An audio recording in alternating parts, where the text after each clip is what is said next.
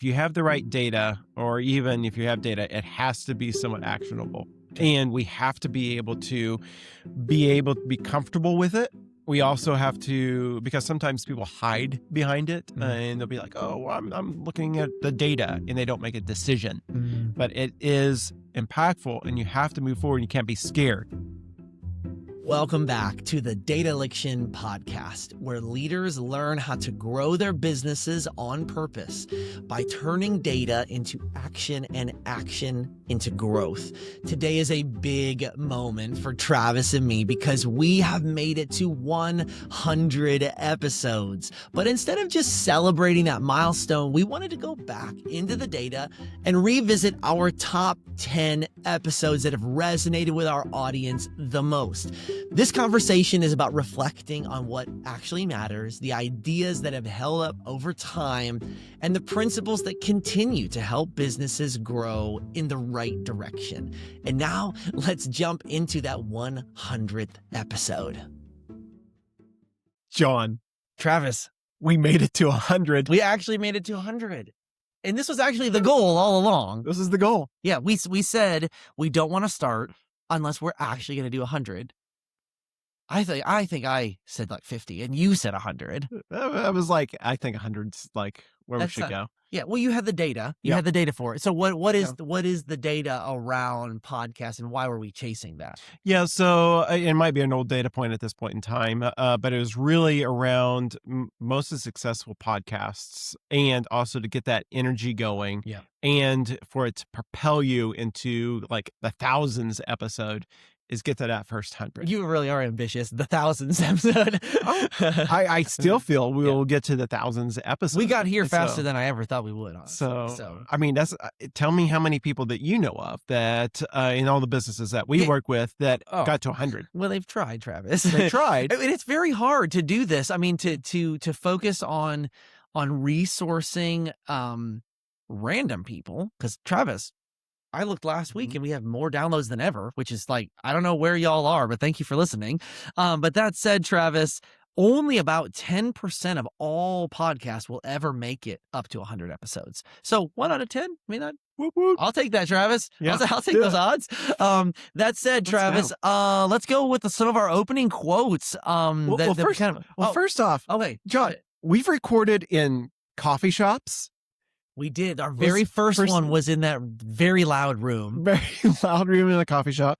Then we've recorded in my living room. A lot of them. Yeah, it's nice. It's nice. I love your bookshelf. Yeah, well, thank you. So we did that then we kind of went back to a couple of private coffee shops. For a little bit. Yeah. And we tried that out. Yeah, tried it.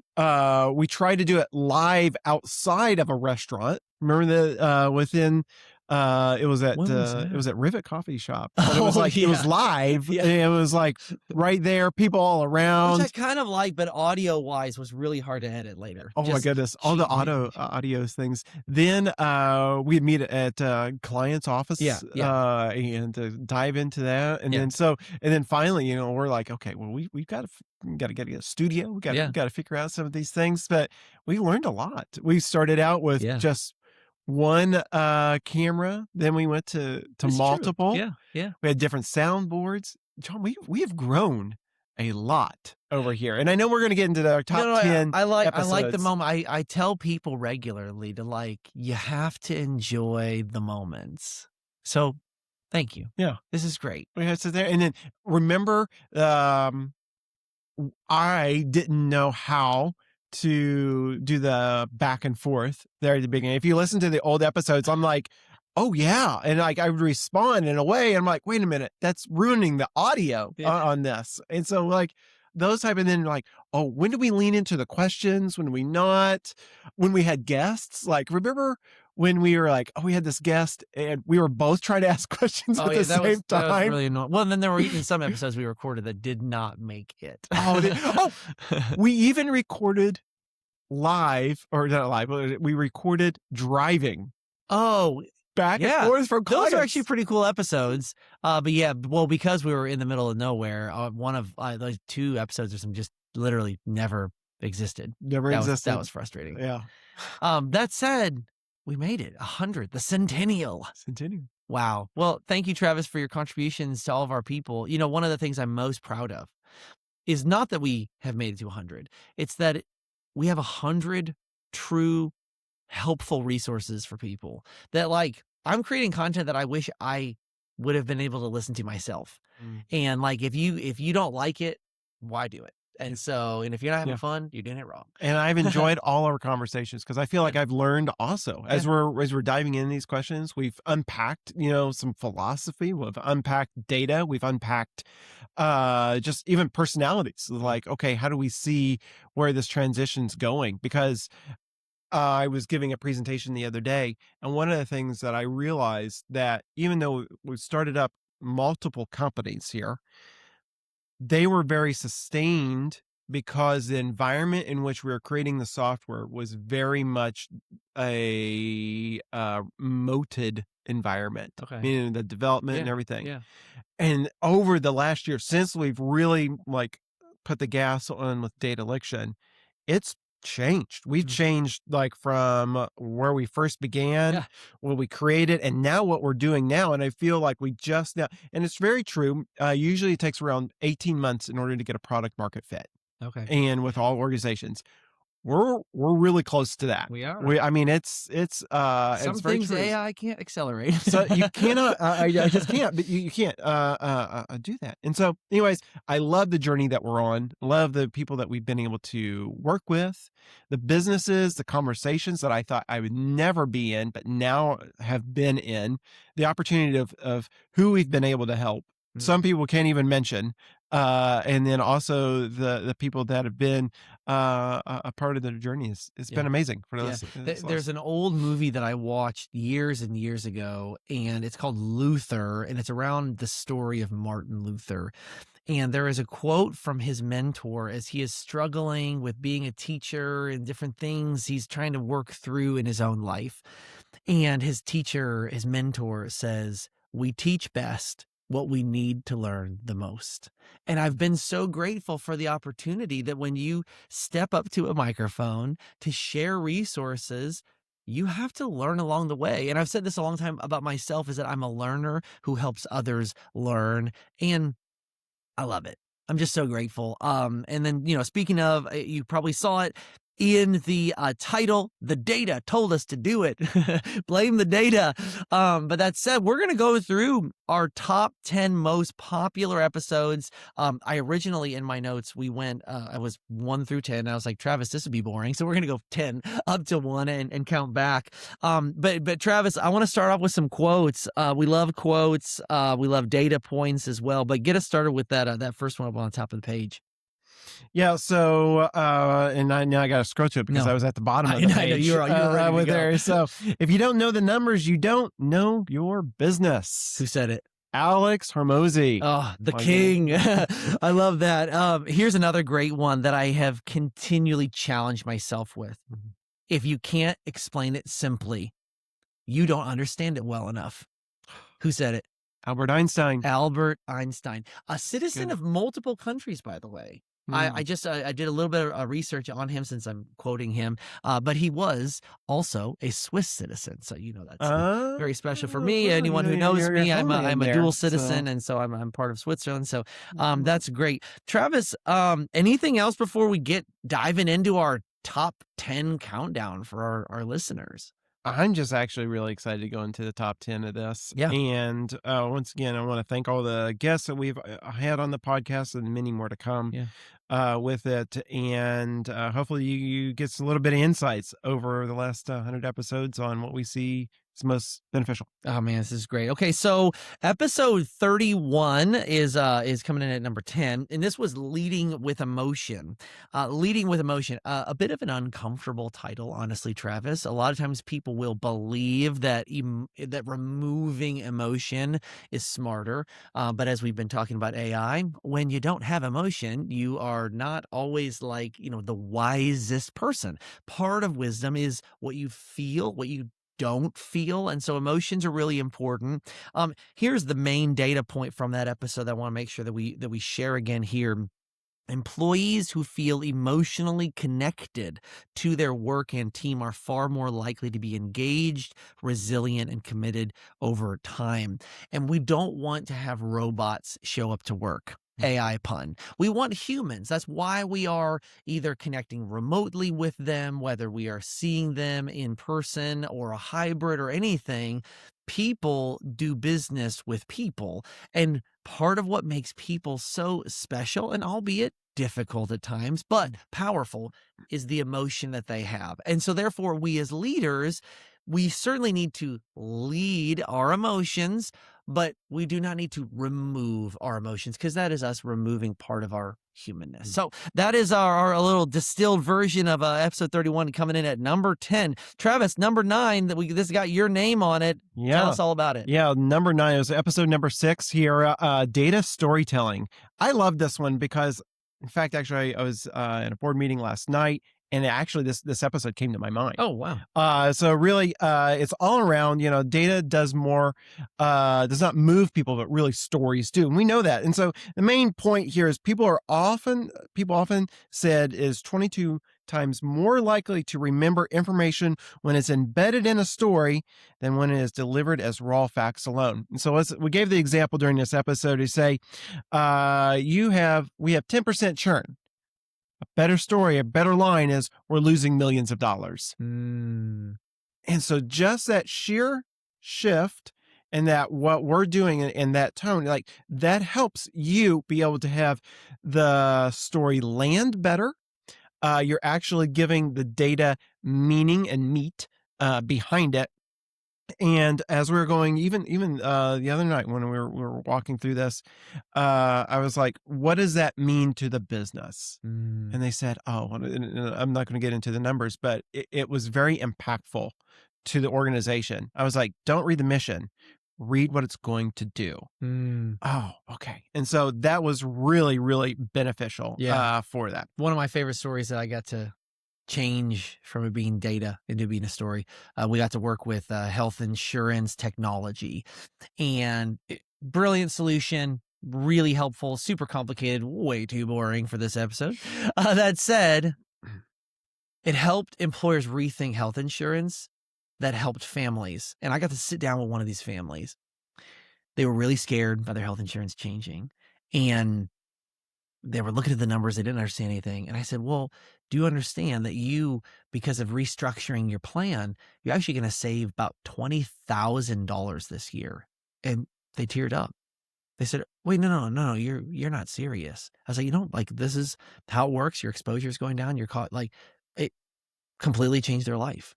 And so that story right there, obviously I carried it with me, but I was able to share that with people as well as they were learning about technology. It's not just a button and a widget and a 0 and a 1. It's like, no, this was a real family, and that changed their life. And so I love the way you can, you have to take the data, put it into a story. Because you put that person in the moment in which you were sitting with that couple. Yeah. And now it's like, now I can latch onto it. Yeah.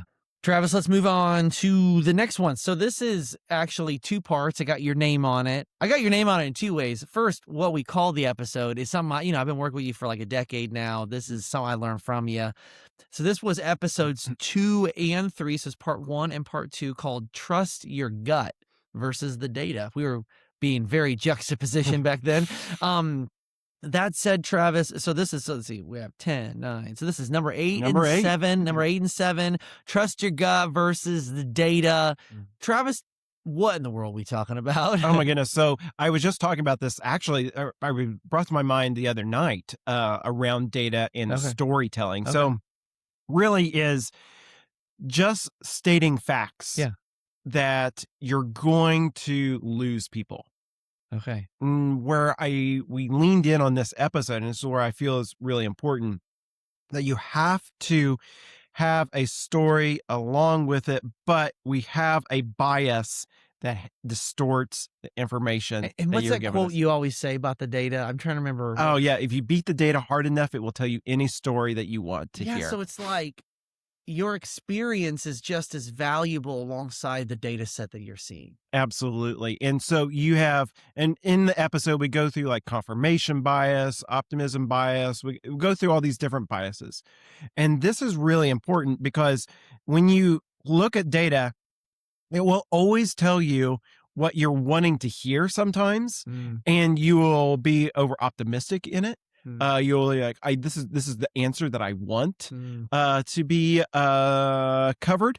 And so we really want to make sure, like for this one, is you can't necessarily always trust it in a way. You don't want to always just cherry pick the different pieces of information. Yeah, how you visualize the data is going to be really important. I follow a this is how much of a nerd I am, a charting social media like account, and they say like don't just show the data, show the groups. And then like when you see the groups, it tells a totally different story and how you're shaping the data.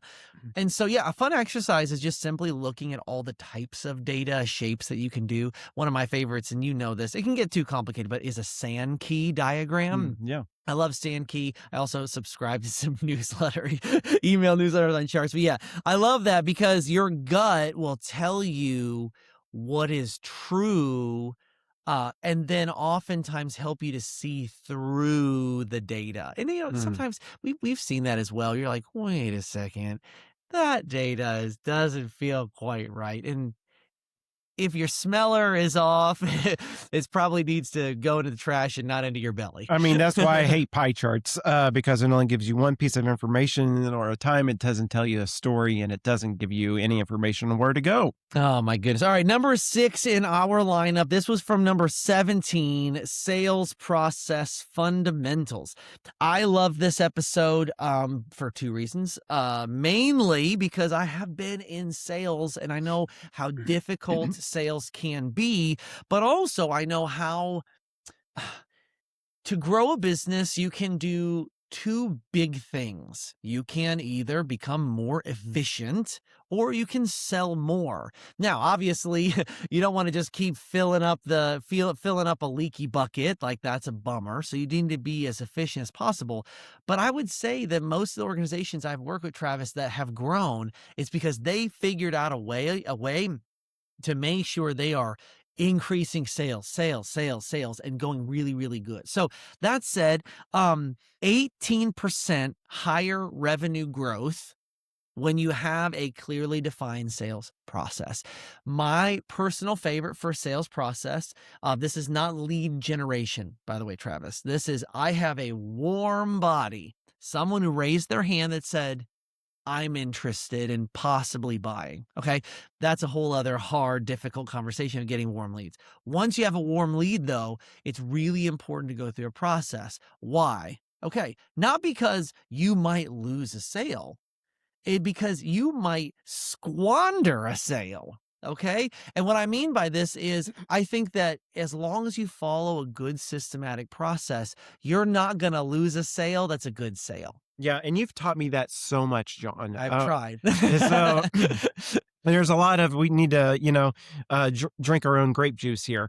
That, it is a process, and I love that because it gives you a lot more freedom within the conversation, and you don't waste time on time wasters. Yeah. We love it. So intro, discovery, presentation, and then kind of your close call. Those are kind of the 4 things. And then the only I don't know, like cheat code, whatever you want to say, at the beginning of your meeting, you make sure and do this thing called the upfront contract. It comes from kind of the sales philosophy of what I like.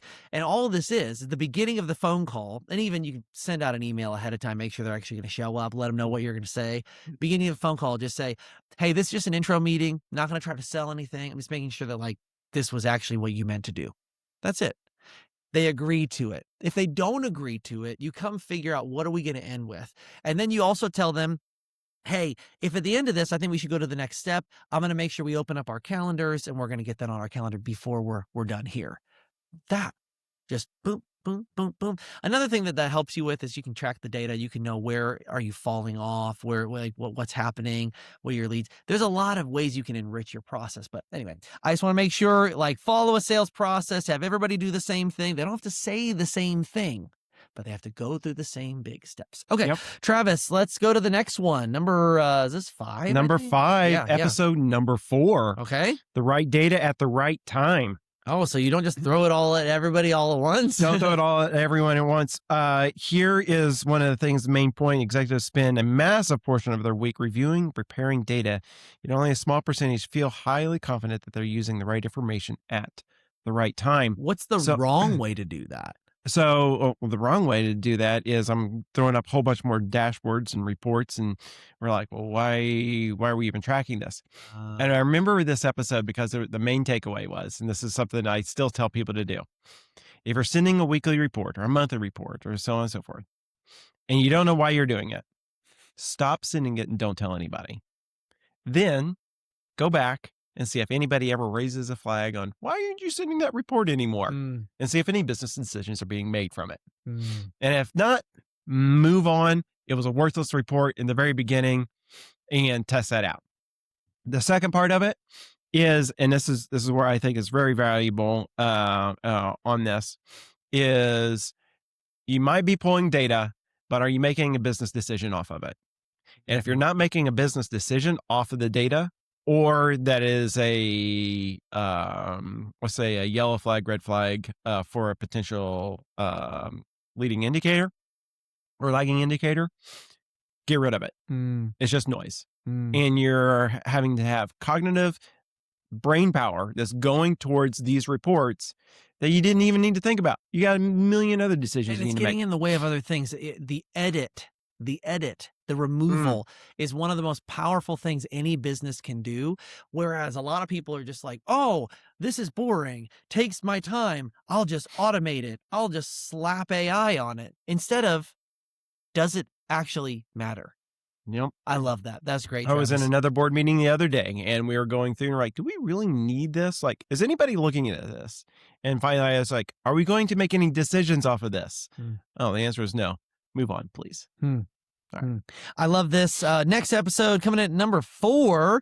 This was number 60. So this is further down the road. And this is one of our essentials episodes. So in case you guys were wondering how we make those essential episodes, we take the transcripts of what we actually talk through. We distill those down into a script, and then we make sure and give you kind of a monologue version of that. Some people hate it. Some people love it. Works well for social media clips. We enjoy it, but it's kind of like you get long form or you just get nice, tight, short form. Pros and cons of both. We want to try to be as helpful as possible. So this was an essentials episode, how AI can multiply you. The main data point was that 78% of organizations are now using AI in at least one business function. I flipped the script slightly on that to say the best way to multiply you is not to multiply what you are doing. It is to free up more of who you are. Okay. So if I can have some of these repetitive tasks or something like that, then I can, become more efficient, more automated, whatever. That's great. It's not great because I can do more of those little tasks. It's because now I am able to be more me, be more present. And Travis, we've been really grateful for the way that instead of everyone heads down, looking at their computer or just like trying to write notes, and then they're missing all the next things in a conversation, is you can just be like, hey, we're using an AI note taker just in case I miss something, but now I can be present. Travis, do you know, I hear so much more in the room because I'm not trying to take notes. And actually, I have better mental notes now just because of the fail safe of the AI notes. And then I can just go do a little stream of conscious transcript at the end to be able to be like, oh yeah, this is what would matter. This is what mattered. This would matter. I don't even look at my AI notes anymore because I was just actually present. So multiply yourself of actually yourself, not what you do. Yeah, I love that. That was a great episode. Yeah, love that. Okay, next one. Oh, this is another one. Leading through growth, which I labeled myself on here to talk through, but you feel free to speak into this because you've probably done this more. But this is the idea of growth does not happen by accident. And then in the rarest of chances that it just happens, it certainly will not be sustained by accident. So first, it won't happen by accident. Right. Growth happens on purpose. You don't grow muscle by accident, Travis. It's real hard, takes a long time. And then if you are one of those random freaks of nature that you just throw on muscle, guess what? You don't get to keep it forever. You still got to make sure and do it on purpose. So that's sort of an application. The biggest issue is this: a large percentage of companies will stall between $2 and $10 million. That's quite a variance, but if you look at product market fit, kind of gets you up to the 1 to 2 million. And then you're kind of just like status quoing. You're like, yeah, we made it. But like, if you are not saying what are the edits, the problems that we can get out of our way to focus on the opportunities that can really accelerate this, if you're not doing that on purpose, you're going to miss out. Travis, what else to add on this? Because again, you've led through a lot of growth for all of your startups. Yeah, I mean, it really takes a evolution of the leadership team as well. When we were discussing this episode, that they have to continue to adapt to the new growth stages in each phase. So, meaning that, like, the decisions they're making or the conversations they had at 2 million is going to be different at 10, it's going to be different at 50, and it's going to be different at 100. Okay. And how you think and react within those organizations is going to be totally different. It's not going to be the same, and you have to grow into that. Is that because of personnel? First and foremost, like I imagine there's just more people, and with more people, there are more problems. It's with personnel, and also you want to think about strategic partnerships that you're also working with. So you're bringing in more outside voices, and then as you well. also have more process. Yeah. Remember during this time we were talking about, it's when you go from you are a track team, handing off the baton to everybody. Then when you turned into a basketball team, so you can have people flipping in and out, and then you go to a football team, and that's how the business grows. And each one of those has different coaches and different styles, and people come in and out, and there's different silos that grow with that. So that's how we decide. Yeah, love that. Travis, let's go into number 2. And this is our very first episode. I still remember where we were. I love the episode. Feel free to go. I'll scroll all the way back through all of our things and skip plenty of them. But you can go to this one if you would like. Transforming data into actionable insights. We were, I asked you, what does Dataliction mean? And you didn't really have any. It was just like, oh, it's cool, data and Liction. And so we kind of came up with this thing together. Right. That Dataliction is data that leads into action.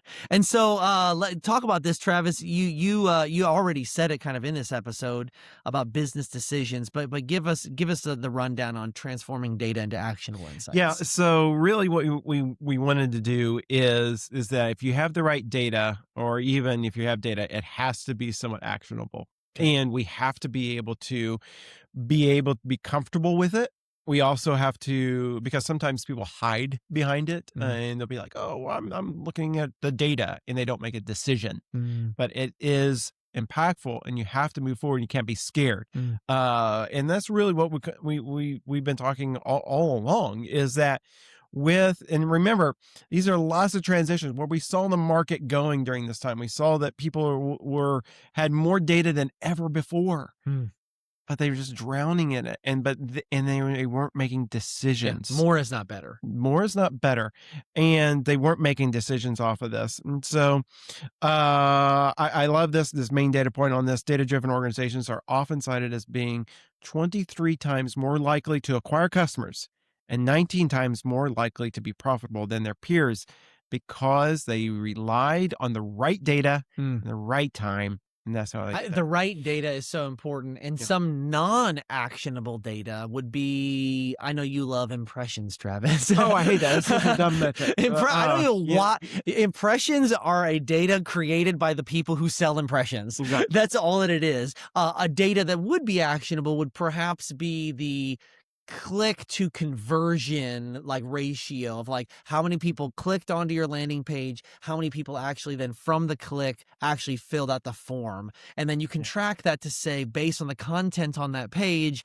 are we getting more clicks or less clicks based on the A/B? That's actionable. Well, and at the end of the day is each channel that you're tracking, and you might be tracking the data, but what is the actual insights that you're wanting to get out of it? Not necessarily what it's giving you.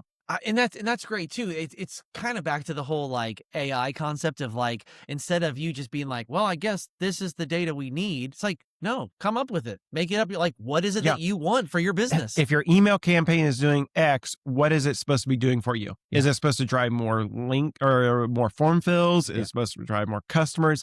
Is it supposed to drive better retention rate? That's not your open rate. Yeah. Okay. Yeah. It is purely, what is it actionably driving? Oh, I open emails all the time, Travis. I never read them. So yeah, thanks for that. Yeah. Open rate is another non-actionable data. All right. So Travis, our number 1 episode, most downloaded, number 72. So I think we got better over time. Hey, loving that. And so this was another essentials episode. So I would invite people to actually go back and listen to the full conversation of this. So this was episode 72. Something would be 71. That this was the distillation of that.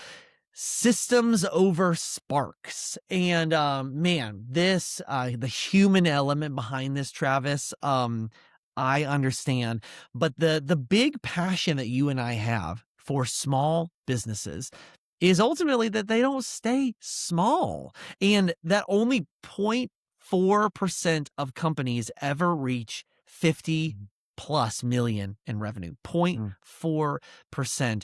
And so one of the biggest differentiators, if you look across the board, is not that they had the best idea. It's not that they were the most passionate leadership or the most inspired team. It was simply that they're like, we found product market fit. We systematized it in a way that could scale. And so in systematizing a way that they can scale, what ends up happening is that they are editing. And indeed, the spark that kind of got things started, it feels a little less like exciting and albeit like you and I got to work with one of my my favorite dudes ever, Justin. He is wild. If you ever have a chance, Justin, this is a shout out to you. Thanks for all of your listenership. That said, dude loves the edge of his seat. I loves the edge of his seat. But it was amazing to watch him over the course of time as he would scale his businesses to say, hey, I know that I love the edge of my seat, but that's not what scales. What scales is going to be, let's have a system. I have to be a little more boring, a little more dialed. And maybe every once in a while I'll get to pull out my silly shirt, but like, I got to make sure and lead this along the way. So Travis, what are some of your favorite things about the idea of systems over sparks, and that way that sometimes it's maybe a little less fun, but definitely a lot more functional? Yeah, I love your example. I think you gave it during this episode or the prior one in 71, was that rivers that go fast have high walls. Say that one more time, because they're going to be listening on 1.5 speed. Yeah, rivers who go fast have high walls. Okay. And that means that a slow river is very wide and it's spread out and it doesn't really have guardrails. It doesn't have a system. And a fast river has high walls, guide rails.